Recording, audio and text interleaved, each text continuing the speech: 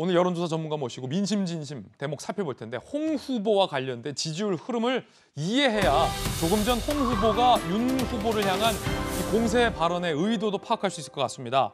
범보수권 차기 대권 후보 적합도 윤석열, 홍준표 이 두 후보가 오차범위 내에서 접전 중입니다. TBS와 KSY의 여론조사 결과에 따르면 윤석열 후보가 28.2%, 홍준표 후보가 26.3%, 유승민 10.1%, 안철수 5% 이렇게 나오는데 윤석열 후보와 홍준표 후보가 오차범위 안에 들어왔습니다. 상당히 지금 접전 중이다라고 표현할 수 있을 것 같습니다. 배종찬 소장님 모셨습니다. 어서 오세요. 안녕하십니까. 민심진심. 네.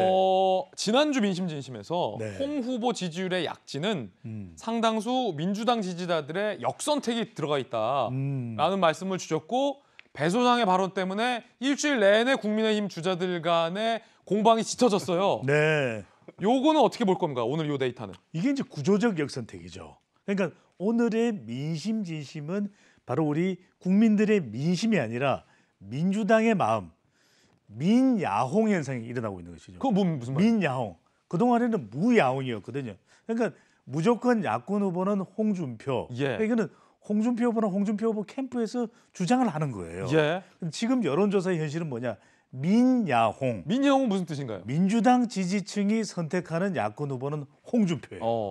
그러니까 실제로는 지금 오차 범위 내에 홍준표 후보가 이 윤석열 후보와 대등할 정도의 지지율이 나오고 있는 것은 이 국민의힘 후보에 대해서 보수 진영의 후보에 대해서 더불어민주당 지지층들이 윤석열 후보를 압도적으로 대거 선택하고 있는 것이거든요. 그러니까 국민의힘 지지층이나 또 보수층에서도 지지율이 살짝 올랐어요. 그런데 범보수 진영, 국민의힘 대선 후보를 놓고 봤을 때 더불어민주당 지지층이 윤석열 후보 거의 선택 안 해요. 예. 그런데 홍준표 후보를 압도적으로 선택합니다. 그런 이유는 윤석열 후보를 공격하고 견제하는 홍준표 후보가 마음을 끌어당긴 거죠. 그러니까 이른바 민야홍. 지금 이제 홍준표 후보는 이런 이야기를 합니다. 무야홍에서 민주당 지지층이 선택하는 야권 후보는 홍준표, 민야홍으로 갔다가 이제는 돌돌홍으로 가고 있다. 그건 뭡니까? 돌고 돌아서 홍준표다. 돌돌홍. 예. 그러니까 이런 현상이 나타나고 있기 때문에 민주당의 마음, 오늘의 민심은 민주당의 마음입니다. 전재수 의원님의 마음인데 홍준표를 선택하고 있는 거죠. 아니 그러면 제가 궁금한 네. 건 전재수 의원이 홍준표 후보 지지하는 건 세상 사람 다 아는 얘기고 네.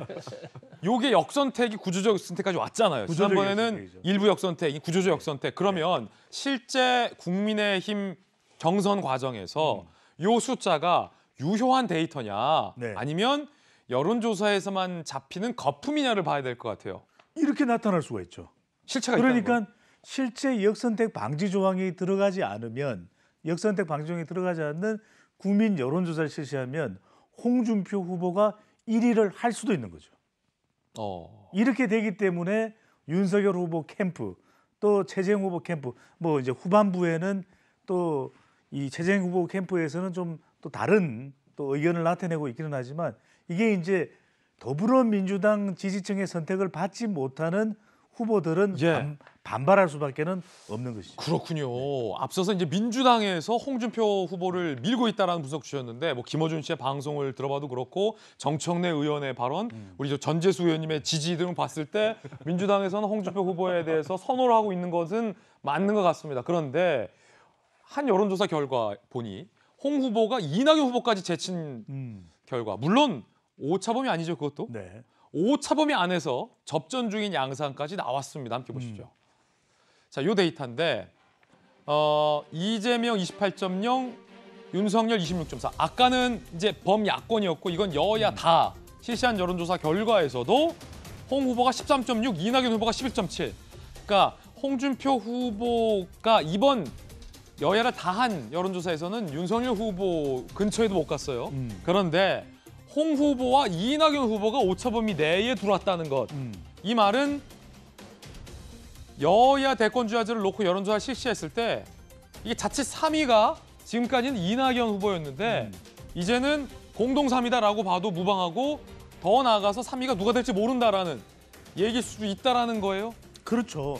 이제 지금 민심 진심의 상황은 여권의 경우에는 순회 경선을 진행하고 있는 가운데 이재명 후보 대세론이 나와요.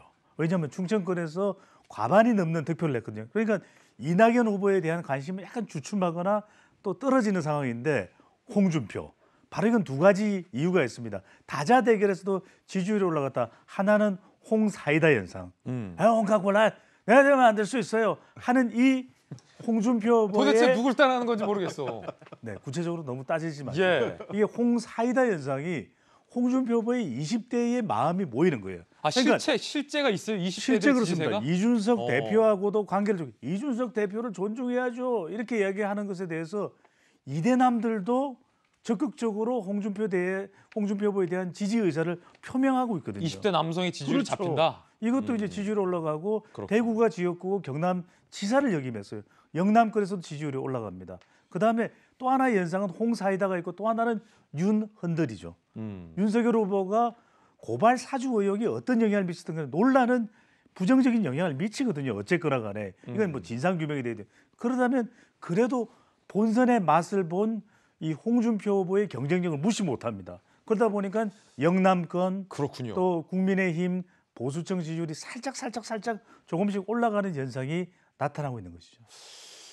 이야, 이게 현재 스코어는 이게 뭐 거품이다 아니면 뭐 역선택이다 실책 없는 거다는 논란이 많지만 어쨌든 분명한 건 여론조사 상에서는 홍 후보가 야권에서는 이제 확실한 2위권까지는 올라왔고 여야 대선 주자 전체 지지율에서도 3위권까지는 홍 후보가 올라왔다라는 게 현재 스코어일 것 같습니다. 여론조사 내칭매 몇 가지 더 보겠습니다.